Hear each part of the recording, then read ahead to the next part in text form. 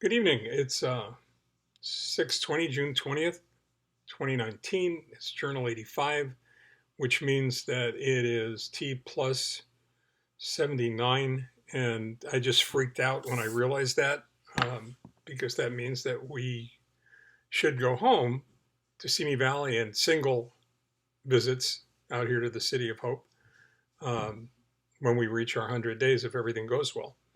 And that's really exciting.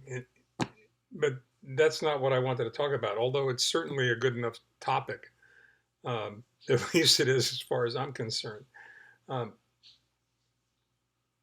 One of the joys of this experience, and I say that sincerely, because there are things about this whole odyssey that have been incredibly humbling and enlightening in so many different ways. But one of the great blessings of this illness has been a number of people that I've come in contact with, uh, new friends that I've never met before, and who have become really good friends. In a conversation with one of these good friends, um,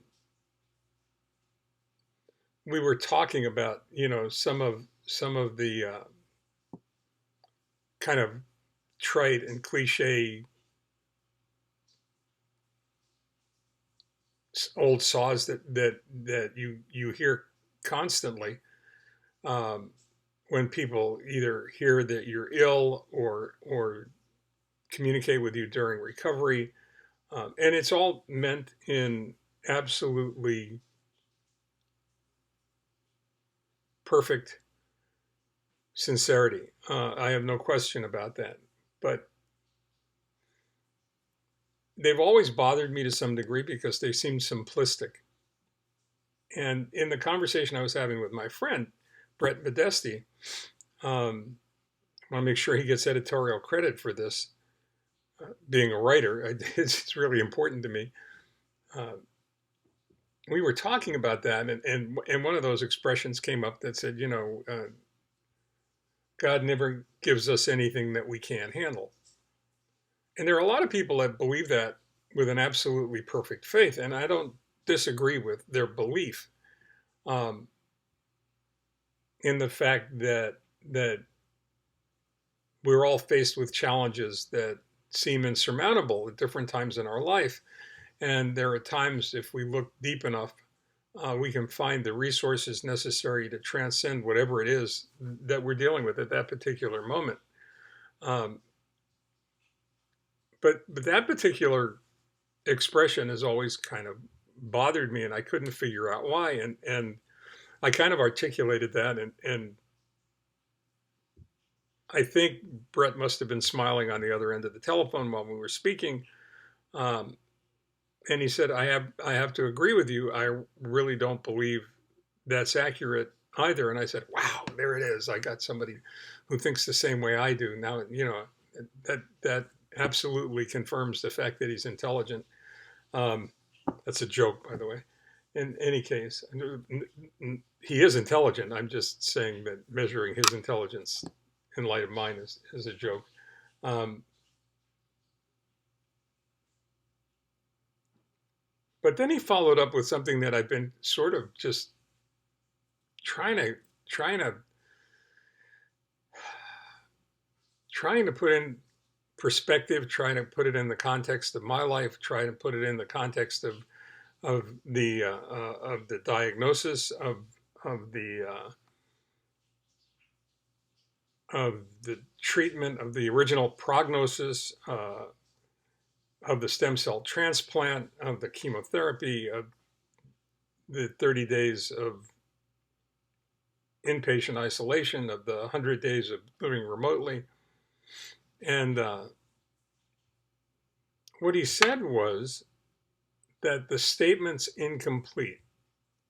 The statement that God never gives you anything that you can't handle cuts the thought off prematurely. How so? I asked him that question, and he said, it should say God never gives you anything that you can't handle within the context of your community.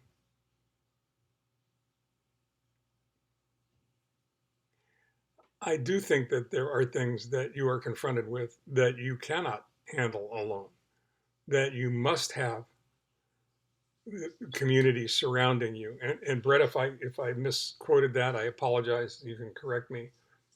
Um, so it really should read, God never really gives you anything that you can't handle as long as you don't have to handle it alone. Um, and that's where this whole idea of community comes in, and how important this notion is. Now, whether it's the community of family, your immediate family, whether it's the community of you and your wife together, whether it's the community of your children and your grandchildren, um, whether it's the professional community that you manage to nurture and grow and enjoy over the years, whether it's the community of friends.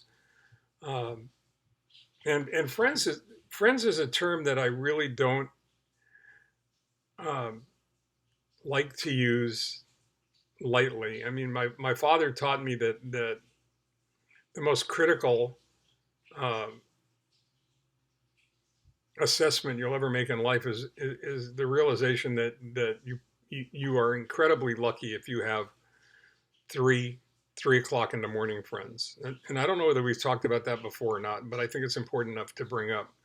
A 3 o'clock in the morning friend is somebody that you can call at 3 o'clock in the morning and who will ask you only one question. They won't ask you why you need them. They won't ask you what you need them for. Um, all they will ask you is where you are. Where do they need to be in order to help you? Um, and they might ask you what do they need to bring with them if you need anything. I can immediately think about my three o'clock in the morning friends and the fact that I probably have more than three, um, which makes me luckier even still, more fortunate even still. Um,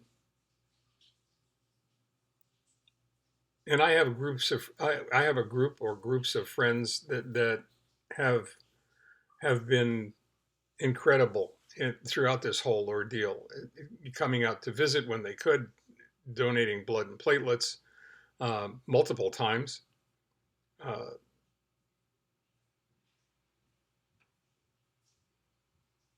they're genuinely good people. So I would suggest that that almost regardless of what it is that you're confronting, and admitting that we're all confronted with obstacles that seem insurmountable at times, including checking out, including leaving this plane, going on to whatever's next, depending on whatever your belief system is.